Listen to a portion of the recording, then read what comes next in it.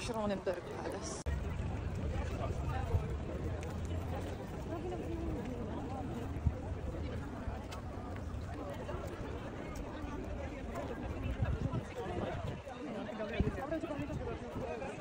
Kasi yung iba, hindi naman kasya yung 1 hour kung magtutur ka sa loob ng palace. Kaya nagpapaiwan yung iba. Eh, we only have 1 hour. Look at the lines. How can we go back if we are to enter the palace? Diba? Pero pwede naman mag-stay. Yun nga lang. At your own, at your own time when you go back to the center, to the hotel.